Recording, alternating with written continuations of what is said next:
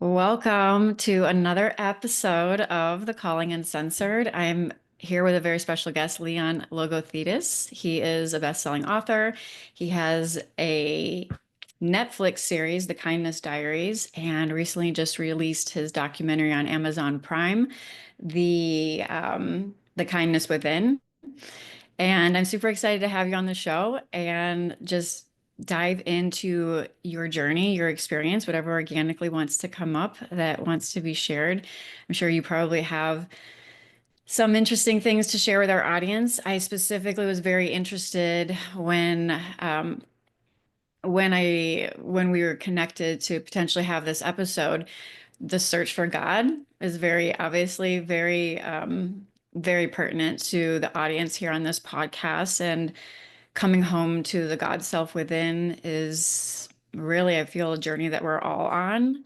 Um, uh, I can say personally that the seeker in us often seeks outside of ourselves until the last place we'll look is within our own self. And that is something I'd like to elaborate on if we have a little bit of time, but I'd love to hear from Leon. Um, what's coming up for you? Well, first of all, thank you very much for having me. Mhm. And for those who don't know me, I will share a brief background. I'll try and make it short, very short, otherwise we'll be here forever. So I used to be a broker in the city of London, and on the outside, I had everything you could ever want. And on the inside, I pretty much had nothing you would want, but no one knew because I was wearing a mask, not the COVID-19 type, the psychological mask that says, oh, everything's okay. But everything was not okay. And I stumbled across the movie The Motorcycle Diaries, which is a romanticized version of Che Guevara traveling around South America, relying on kindness. Mhm. And to cut a long story short, I quit my job and started to travel around the world relying on kindness. And that culminated in me buying a vintage yellow motorbike, Kindness One, sort of like Air Force One, but a little bit yellower. And I literally drove it from Los Angeles all the way around Earth back to Los Angeles with no money, no food, no gas, no place to stay. All I had was relying on kindness. And then I got what I thought I always wanted: Netflix shows, books, press, speeches. And then that leads us to the movie. So Mhm. I had a dark night of the soul because I Mhm. realized it wasn't what I needed. And Mhm. I was in my bed up in Hollywood, and I was writing a suicide note. I don't know if I would have acted on it, but I was writing it. And I ended up having the foresight to call my therapist at like 11 o'clock at night. And he randomly picked the phone up, or randomly or not, whatever, he picked it up. So we Mhm. talked about it. He walked me through it. It was tough. And the next morning, I ended up in a bookshop and I saw the autobiography of a yogi, a book by Paramahansa Yogananda. Now, I'd seen that book for many, many years because I love bookshops, but I'd never picked it up. And this time I did, opened it to a random page, and looked at a random paragraph. And I saw the following quote where Yogananda says to his soon to be guru, "If you reveal God to me, I will follow you anywhere." And I had an epiphany, and I went to India to find God, and said to myself that I would never come back until I did. And that's really the movie, The Kindness Within, A Journey to Freedom. Now, that was 20 years in 1.5 minutes. I love that. So can you share a little bit about your takeaways from your journey after you arrived back? Because I remember from the documentary, you mentioned something that you were concerned whether or not you were going to be able to keep the connection once you came back. And I think the word connection is very interesting. This audience is very familiar with connection, meaning that that implies two can come into being one, right? It implies separation. I mean, ultimately, the truth of we are already one with all that is, and seeking it as a connection outside of us is ultimately the the the chase that we go on the pathless path, the journeyless journey home. So I would love to just hear a little bit of your feedback of how life unfolded for you behind the scenes after you got back from that very inspiring trip. Sure. Um, so look, when I was in India, it was it's interesting how you talk about the word connection and how it's all within. And yes, it is, and that's why we call the movie The Kindness Within. But I wasn't aware of that. And I ended up feeling, let's use that word connected. I ended up feeling connected Hmm. when I was in India. Hmm. And I had always had the same experience. Whenever I went traveling, I would go and I would feel this magic, and then I would come home and it would dissipate. And it happened again, but not to the same degree, right? Like, for example, now I am not in India and I feel more connected, let's use that word again, than I did when I was in India. So I think it was just my ability or desire to stay connected to what was going on inside me and my Hmm. ability to do that more often that has enabled me to be here now in the way that I've always wanted to be. Does that make sense? It does make sense. What do you mean? Can you elaborate on the way I always wanted to be? What does that mean? So you talked about coming home. Hmm. We're all coming home. Hmm. So I don't want to give too much away of the movie, but there's a scene when I'm talking to the guru, Hmm. and it's a powerful scene. And in that moment of epiphany, let's say, he Hmm. says, "Welcome home," Yeah. right? Yeah. And, when he said welcome home, when I was sitting with him, I was like, "Oh, all right, I get it, right? It's good. But now as I look back, I realize the importance of that moment, Hmm. right? Welcome home. Hmm. And you don't have to go to India to go home. Yeah, you've never I, left. yeah, exactly. By any stretch of the imagination. And I realized that. Yeah. But obviously, I had to go to India Yeah. to realize that.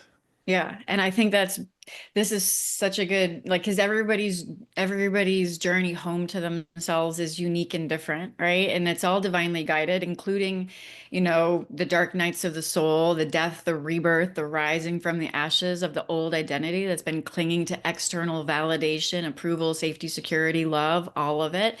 So we can face that core human wound of abandonment or not feeling good enough or feeling a void within somehow. We go on this human journey to try to fill that void by putting band-aids over it from looking in the external world of form, trying to fill that. And ultimately, all roads lead home. Eventually, all roads will lead home. And it's usually after we exhaust ourselves in the external world and realize, oh, that's not it. And then, yeah, so it's beautiful. I won't spoil any more parts of the documentary. Um, what would you say when you look back at your dark night of the soul and that moment when you were writing that suicide note? Like, what's your take on that experience? Like, when you look back at that now, like, how do you take that in your experience? So, one of the things I often share is the importance of sharing our pain. I feel like if we don't share our pain, at some point it will consume us. And if Hmm. we allow it to consume us, at some point, inevitably, it will destroy us. And I had been sharing my pain, but the pain was so overwhelming that there was still so much more. And I had tried everything to not necessarily not face it, because I had been facing it, but truly facing it. I Yeah. tried everything to not truly face it. I remember once I Mm. gave, and this is insane, but I gave 49 speeches in 42 days whilst traveling from Los Angeles to New York in a car. And that in itself is just insanity. And it was a symptom of what was going on inside. Maybe I wasn't picking up a drink, or maybe I wasn't doing things like that, but I was doing the same thing addiction wise by working, by being busy. Mm. And I think a lot of people can relate to that. And running and running and running and running and running. There's a famous quote from Paramahansa Yogananda, which I'm going to butcher, but he basically said something to the effect of, you can't run from yourself. I mean, Yeah. he was much better. His quote was better than that. But that's basically what he meant. You Yeah. cannot run from yourself. Yeah. And I realized that. And when I was in my bed writing that note, it was that I didn't consciously think about that, but looking back, that's what had happened. I had tried to run from myself, and in that moment, myself had caught up. Yeah. Yeah. Yeah.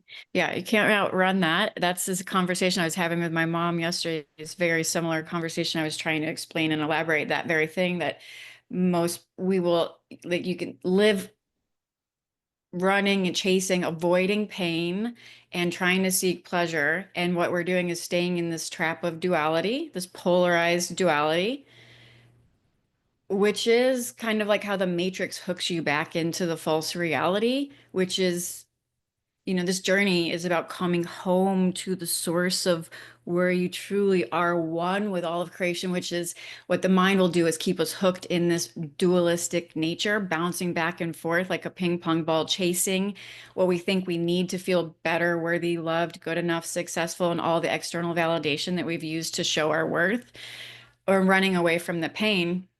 And unfortunately, some people will stay in that cycle. And I mean, I do believe that it's divinely timed. That grace enters our life when grace enters our life, when there's an awareness that comes within. It's not even something that you can manufacture, right? This is something that just comes within. The interesting thing is when you say like you can't run from yourself. It's that reminds me of the moment when Eckhart Tolle had his dark night, his moment where he was very almost suicidal, he would say, or couldn't stand his life and was in misery. But in that moment, I'm going to butcher this as well, but in that moment, he realized when he said to himself, I can't stand my life, he realized, which one am I? Am I the I? Or is it which there's two? Am I there's the awareness of the life that he can't live, right? And there lies the very the very potent point of perception where he realized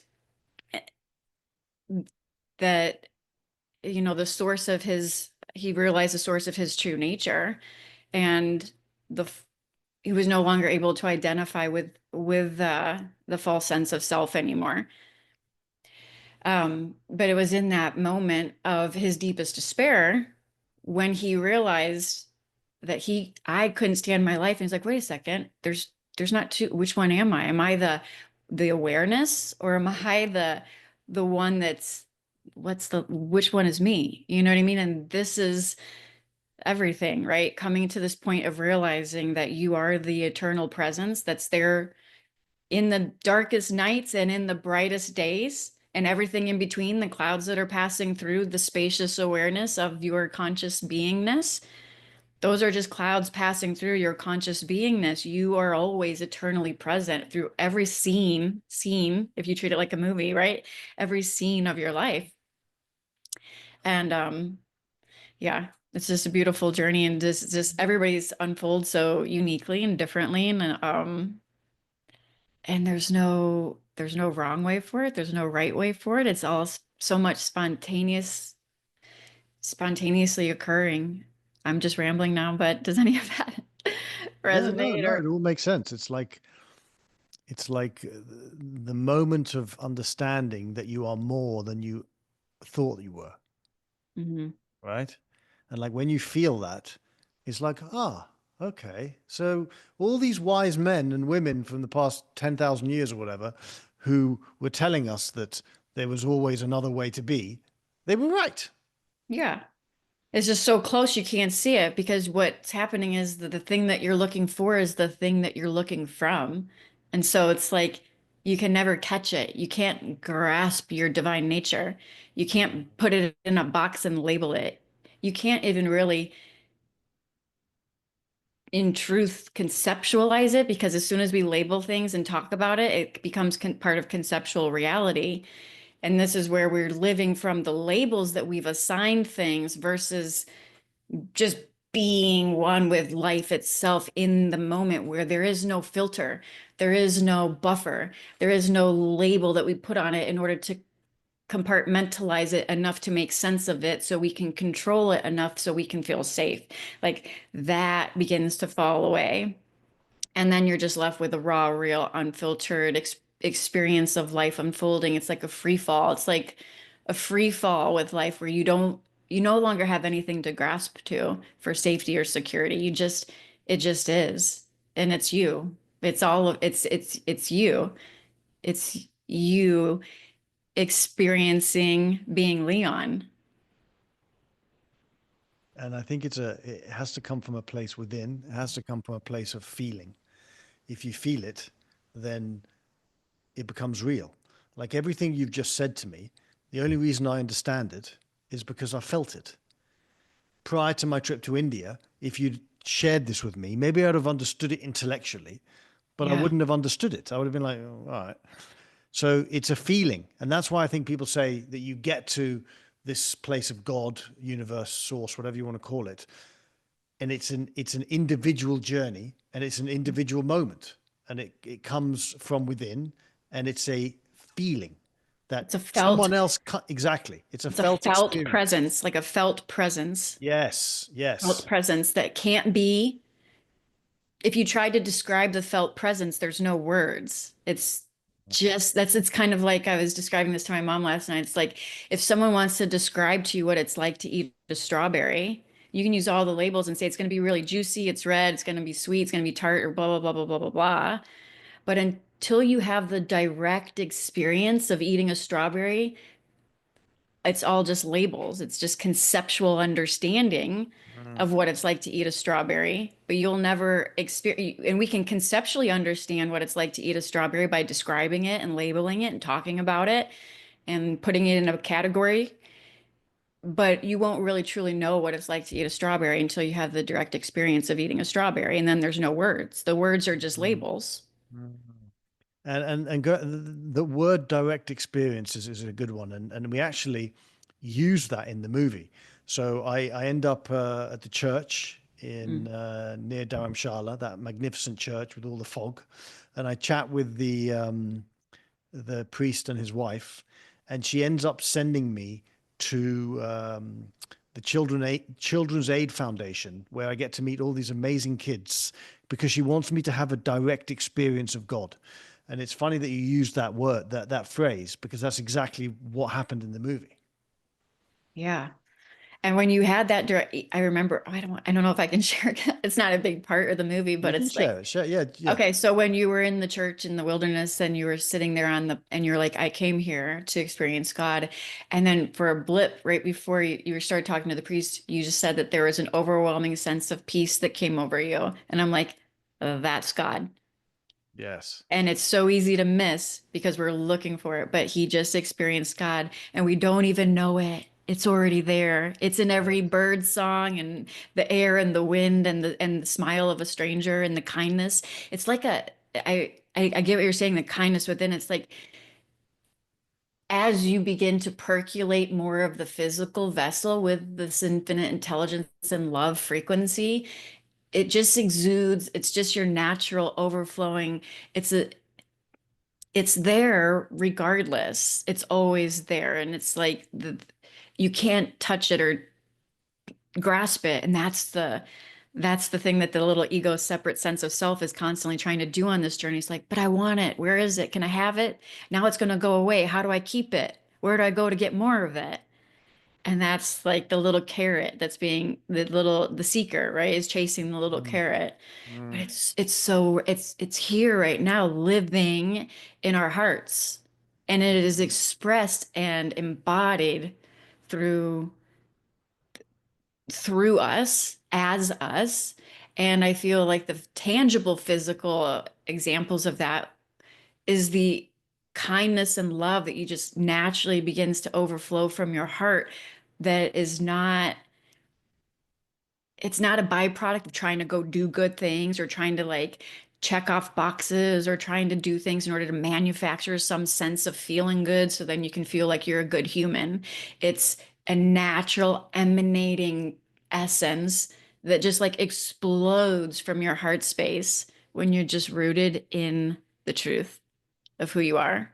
And then you have no choice but to share it with the world because you're overflowing with it and God just wants to expand. It's our natural sense. It's our natural tendency to expand into more, to overflow, to share, to be, to be the expression of the one in physical form.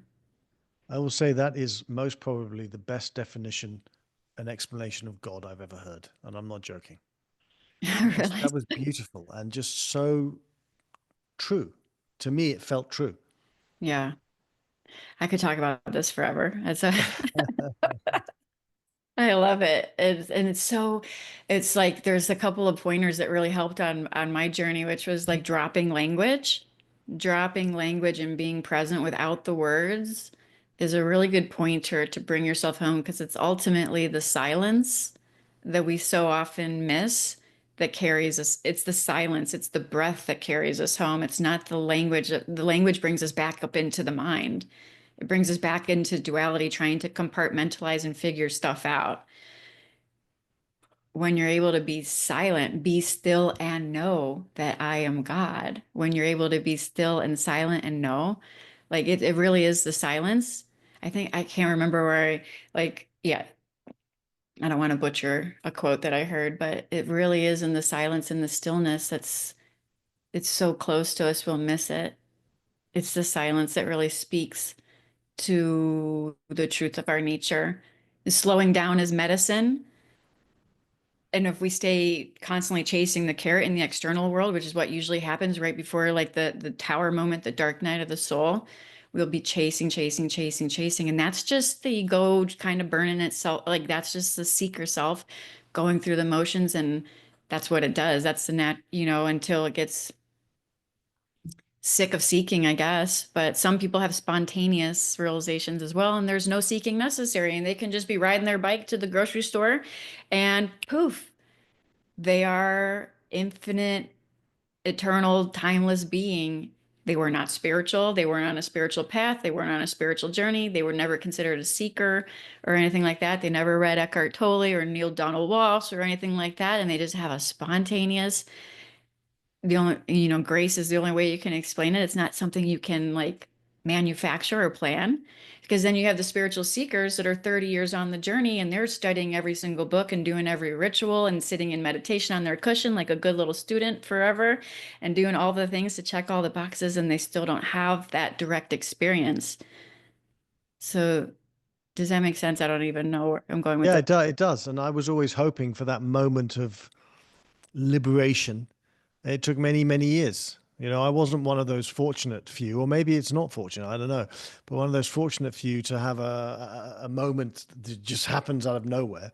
I was the kind of guy who was reading books, was going on adventures, was doing all of these things, and it Yeah. happened slowly, slowly, slowly, slowly until it happened. Yeah, it's a juicy journey. It's fun. Like when hindsight looking back, of course, it's not fun when you're going through the turbulent dark night of the soul. That's not fun, obviously. But there's an awareness in that it's serving you to the Mm. highest level somehow. There's like a soul reckoning within that this is something that is moving something within. There's a movement happening. It's not just like I don't know if I don't want to speak for you or project that onto you. I can only so it's not comfortable, right? It's obviously like ego death and the dark night of the soul will bring you face to face with everything you ever thought to be true or real about yourself, your identity, the roles you played, your reality, the nature of life itself, and all of it gets shattered to its core. And it really is the beautiful metaphor for nature. It's the destruction that leads to the rising. Everything is born out of the old, out of the death of the old. And you see that in nature all the time. You can see a dead tree when you're on a hike, and right inside the dead tree, you have sprouts of flowers growing up out of it. The death and the rebirth are two sides of the same coin. Yes. Can you explain that more? Because I don't fully understand that. The death and rebirth cycle. Yeah. Yeah, so it's the sacred feminine, the greatest example of our sacred feminine essence, which is our life force creative energy, which is seen in nature. So even on this journey, like ego death, what is that? That is the death of the old identity, the one that was attached and identified with the woundings, with the untruth of not being good enough, not being lovable, not being worthy. Those are all lies. And those get exacerbated on this so you could see through them, but it's ultimately through the crumbling. This is the phoenix rising from the ashes. The dark night of the soul is the crumbling of the old structures, which is also what we're seeing in humanity right now, across the board on a global scale and within our own, as within, so without, the microcosm, the macrocosm. We're going through our own individual dying process, the death of the old, the versions of ourselves that were rooted in lack, scarcity, fear, unworthiness, not good enough, not being lovable. And we're doing it on a global scale too, because we've collectively created this experience. And so structures that have been rooted in greed, fear, manipulation, all of that stuff, you will see crumbling as we rebirth, right? But it's it's just like even when you die, you don't die, you're reborn into whatever happens afterwards, right? You know what I mean? It's like, so death and rebirth process is like a huge part for a lot of people that are listening to this podcast as well, because they're going through it. They're going through the dark night of the soul, maybe even as you're listening to this. And so in hindsight, you're going to see how everyone, whoever's listening to this, in hindsight, you will look back and you will see how every single thing served your evolution and your ascension. And it might not be pretty in the moment, and it might not feel good in the moment, but and it might bring you to your knees over and over again in many different ways and unique ways that are resonant for you. However, there is a knowing inside of you that there is something greater and something being birthed through you that is unshakable, an unwavering truth, an unwavering an unwavering love, truth, an unwavering strength and power within you that is unshakable, and it has is innately worthy. This is what is born from the dark night of the soul, from the rebirthing process. You look into the shadows, you look at every shadow, and you alchemize the shit out of it with your awareness, with your conscious awareness. You see through the lies and the illusions, and you alchemize that through the truth and light of your awareness, because that is your true ultimate power. I kind of describe this as like a haunted house. So like, and then I'll sum it up, but this is a good example. When you're in a haunted house, it's really scary. You're in the dark, you see all the ghosts and the people that are trying to scare you. It scares the shit out of you. Even if you know it's a haunted house, you're still scared. It's just like when you watch a scary movie. You could be watching a scary movie, you're still scared even though you know it's a movie. Either way, you're going through the open house, or not the open house, the haunted house. When you shine the light of consciousness on the shadows, meaning you no longer run, you no longer run, you no longer suppress, you no longer repress, or you no longer have a coping mechanism band-aid you put on it, whatever addiction it is, whether it's working, drugs, drinking, whatever. You no longer do that, and you face the fear head on. You face the shadow head on with the presence, with the light of your consciousness.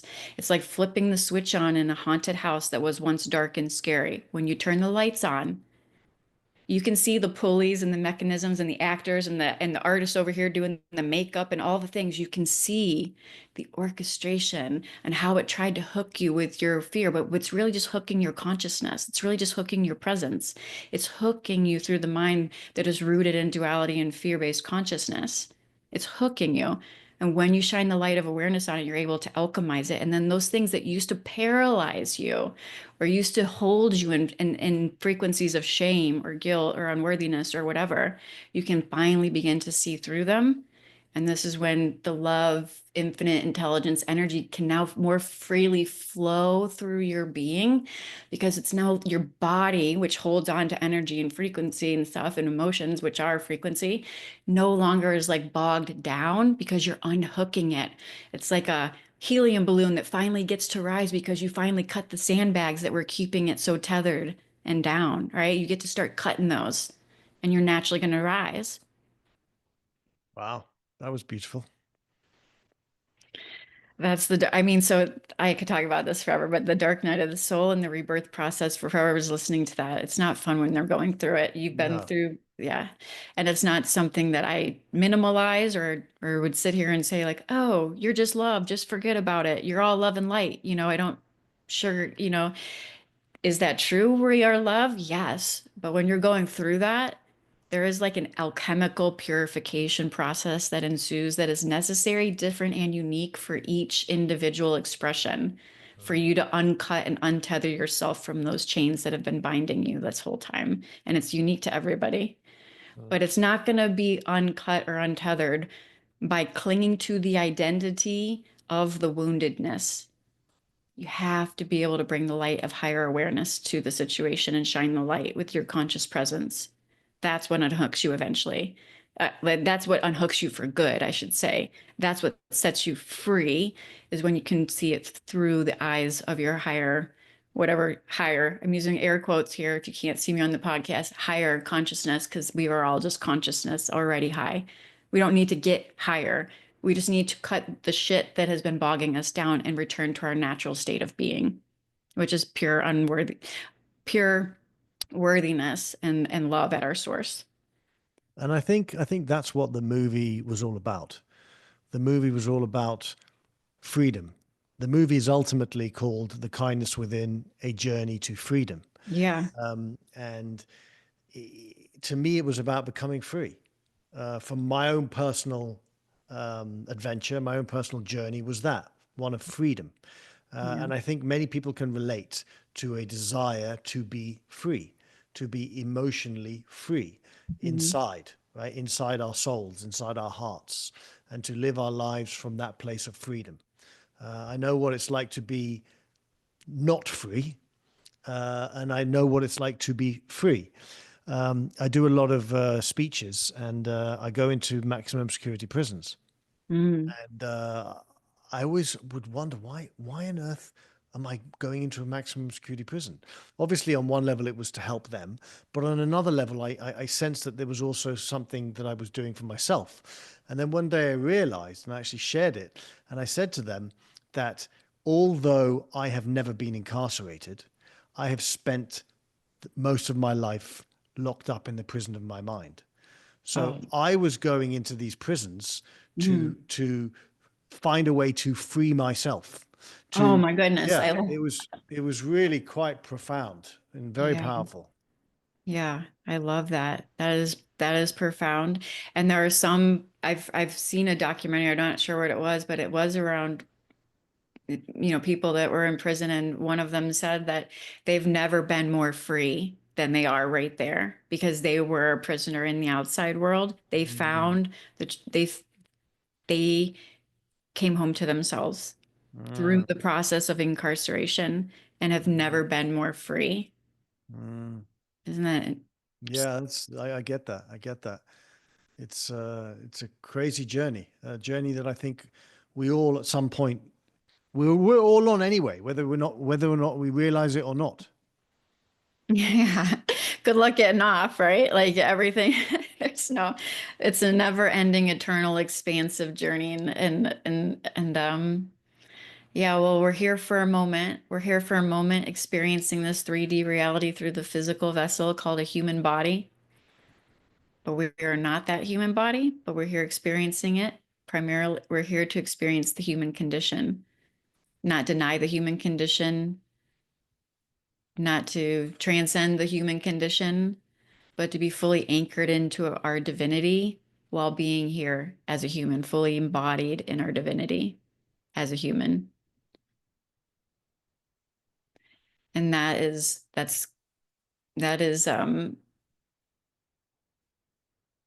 a process of alchemizing and purifying that is just it's not like you ever get to the end of it. There's always expansion, there's always growth, there's always like conscious God consciousness, whatever you want to call it, just wants to experience through us.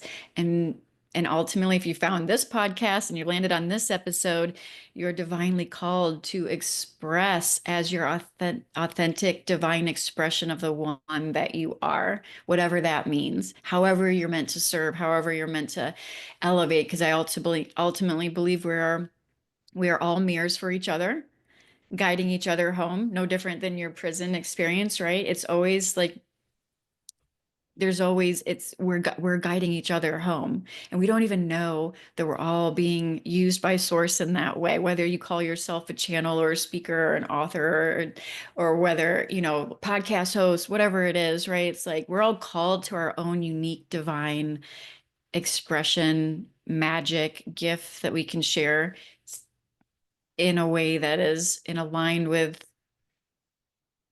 what I say soul, but what our soul came here to experience. And it's different for everyone. And at the end of the day, even the people in our life that has crossed our paths that have not been favorable experiences, we're also guiding us home, right? So it's like at a certain point on this journey, you see that everything is ultimately serving your evolution. Even it's not like not it's not just the people that pop into our life that make everything warm and fuzzy. It's ultimately the ones that come and shake up your little feather, shake up your comfort zone and get you to look at yourself a little differently, or mirror back your shadow and things like that, so you can dive deeper into the truth of who you are. So blessing all experiences and being able to extract like the wisdom from those experiences is how you alchemize those, and they don't become cycles that you live a karmic cycle you live forever. You get to break that cycle and go beyond it because you extract the wisdom from the lesson. So my journey started very much with forgiveness and things like that, but holding on to things, I don't want to go down that rabbit hole. We probably won't have time, but like, I don't know where I'm going with this, but like holding on to things versus extracting the wisdom from the experience is night and day as how your journey will begin to shift in a quote unquote higher trajectory, right? Like, anyway. Yeah, I mean, you know, the use of the word wisdom, I love that word Mm, because, and really, the movie for me was about connecting with people who were far wiser than I was and far wiser than I will ever be. But I got so much out of my connections: Sadhguru, Neil Donald Walsh, Gabor Mate. All of these people are on a different plane. Yes, ultimately we're all on the same plane, but they are uh, connected to that part of their being that I wanted and want to be connected to. And I want people to watch the movie and leave feeling a little bit wiser, right? Because mm, I don't know if you remember the scene with Nandini ji at the mm. statue of Shiva. When I say to her, I'm in Rishikesh, and I say to her, I want what you have. I didn't say in exactly these words, but I want what you have. Yeah. How do I get it? Right? Yeah. I That was at the remember that. beginning Yeah. of the movie, so I was speaking in those terms. And she looks at me and she says, don't do, just be. Just be. Yeah. And what beautiful words that really are echoed in everything that you've said today. Don't do, just be. Yeah. Yeah. Yeah. It's so simple. Yet at the same time, you did say something very important, and that it's not that, it's all light. It's not that it's that simple. It's not. I don't want anyone to think, oh, I went to India and all of a sudden I kind of sorted my whole life out. That would be a lie. That's not true. And it took me from the first spiritual awakening, a small moment that I had in Nepal in 2001, to 2024, that's 23 years. That's how long it took me, right? Yeah. And that Yeah. I didn't mean, include all the time before. So it can happen quickly, it can happen slowly, but pain is sometimes needs to be dealt with by simply going to a therapist or yeah. by taking medication or by doing whatever you need to do to get to that place of understanding that you clearly have. There's it's a paradox. So the closer you get to the truth, the more paradoxical it will be. My journey started in 2010 or 12 or something like that. And so here we are in 2025, and there's been all this alchemy and dark night of the soul and seeking validation outside and having that slap me in the face, and the tower moments and the death and the rebirths and all of that saying. And it's kind of like how do I describe this? There's a journey that's necessary until it's not necessary. Mm, I like that. There's a journey that's necessary until it's not necessary. That's a great quote. It's I the like pathless path because you're already home, but we're going to go on a journey and every soul is unique to it. figure that out. Mm. Have you read The Alchemist? Yeah, I have that one on audiobook. I read that a Okay. few years ago. Okay. So that's a similar thing. It's like the journey is ultimately within. It The, is, yeah. yeah, it's within and and in the thing that makes it simple is the fact that, and it's not simple and it's simple, right? So it's a paradox and we have to understand that the mental body is never going to understand it. I mean, understand what we're pointing to, right? The mental, but this is where a lot of people will stay trapped in what I call the conceptual bubble, where they understand it, but it's not their direct experience because it really is, it's difficult and hard until it's not. It's a journey until it's not. That's all I can say. Because if you were to just, if we were to just be able to instantly let go of everything that's not us, you'll instantly, what's left is your true nature and it's already here. There's no journey to it. You're already one with it. It's already here. The thing is that the mind will say, I'm Sarah, or I'm a personality, or I have this name, or I have this role, or I'm a speaker, or I'm a podcaster, or I have these emotions, I have these thoughts, I have this body. Me,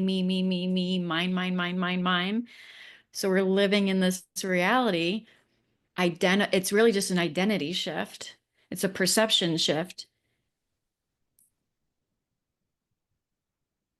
If you drop the name and you drop your personality and your character just for a moment and you drop language, you can get it all back. But if you drop all of the things that label you, your name, your thoughts, your body, we already know you're not your body, right? Like if I were to like cut off a pinky, I'm still here, right? I'm still here even if I cut off a limb, right? If my thoughts drop my thoughts, I'm still here. My emotions, they come and go. I'm not my thoughts. I'm not my emotions. I'm not my body. I'm not the projections. Am I? Am I a memory? No, I'm not a memory. I'm not the projection in the future. There is no future. There's only now. You're only experiencing everything now. So if we're not our thoughts, we're not our mind, we're not our body, we're not our projections, we're not our memories, what's left? When you drop language and you drop it all, and your name, I could be called Rebecca right now instead of Sarah. I'm still here. Nothing's changed. What part of me has not changed? The unchangeable presence has not changed. It's always been here. Everything else is just a label. It's all conceptual. It's really just the difference between living from conceptual reality versus direct experience with life. The problem is when you have a direct experience with life, the separate self wants to put a buffer by describing everything and making everything fit into boxes so it can understand it and feel safe. The direct experience, there's no buffer. There's just life in the moment, in the now, infinite intelligence driving the show. No need to think about it. The mind will come in and be used as a tool to get a task done, like hit record on this podcast episode or schedule this podcast episode. But infinite intelligence is driving the show the entire time. You should write a book. Have you written a book? I have not written a book, not yet. Well, it's coming. I You feel like explain it very simply, very, very simply it's very simple. I like it. yeah, that's what you just said it, simple. It's very simple. If you're in the resonance of it, it's simple. But if you're in the mind still and you're trying to figure everything out, it's gonna feel like it's ungraspable. Like, can I get it? Can you just give me what I want? Give me it, right? But like when you're here, it's just simple. There's nothing to do.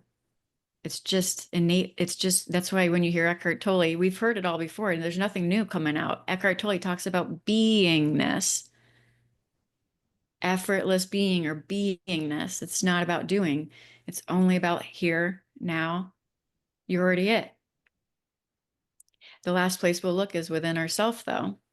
So we go on the journey until there's no need for the journey. There's nowhere else to go.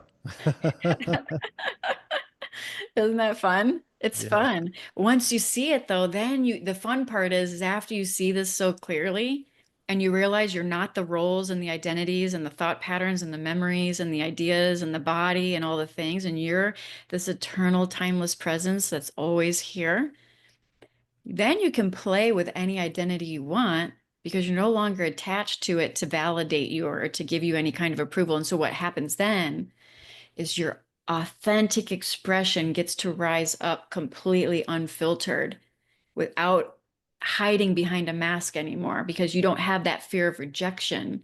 You don't have that fear of needing to fit in. You don't need to check off boxes anymore. You don't need to make anybody happy because you're so sourced from within. You just have this authentic expression that is not buffered by hiding behind masks. And so then you get to have your divine creativity and your divine expression begin to bubble up and flow through you naturally and effortlessly because that's all God ever wanted to do through you to begin with. And now there's just no more sandbags tying down your helium balloon. You just get to rise in your most authentic divine expression effortlessly. And that's when you become truly magnetic. I know you use that word magnetic in something as well. That's when you become magnetic to the opportunities and to the things that will naturally align you with your service, your divine calling, like the work you're here to spread, the message you're here to share, the love you're here to give, the art you're here to create, the invention you're here to like Tesla knew this, Einstein knew this, all of our great inventors, spoke in language of frequency, right? Like this isn't new. But this is when you get to fully rise in your creative expression without the fear of having to compartmentalize yourself and put yourself back in a box to label it because now you see beyond conceptual reality. You don't need the label anymore. So you can play whatever role you want. Now you become the writer, the director, and the star of your own show, and you can write whatever script you want because you're co-creating with infinite intelligence. Why not write a good one? Yeah, exactly. Go all Yeah, in. go all in. Might as well. What else is there to do, right? What else is there to do while you're sitting here as infinite intelligence appearing as a human being? I like it. Any final thoughts? I want everyone to check out your documentary on Amazon Prime, The Kindness Within, if they're feeling called. And then you also have The Kindness Diaries. That one looks really fun. That one's on Netflix. It used to be on Netflix. It's on Roku now. Oh, it's on Roku? Yeah. Okay, cool. And then you have several different books out. You have Go Be Brave, Go Be Kind. You have The Kindness Diaries. You have 5 different books of lots of different ways for people to connect with you. Do you have a podcast or do you have I, what's the I best used way? to have a podcast, but the best way to connect with me is really on Instagram at the kindness guy. And if you watch the movie and want to reach out to me, I'll respond to everyone. Perfect. And even if you don't watch the movie, I'll respond to you. I love that. I love that. Well, thank you for co-creating and playing today. No worries. Thank you so much for having me. Yeah. All right, everyone, you heard it. I will drop links for Leon and all the ways you can connect with him in the show notes. So feel free to check those out. And until next time, I hope this finds you well. Namaste.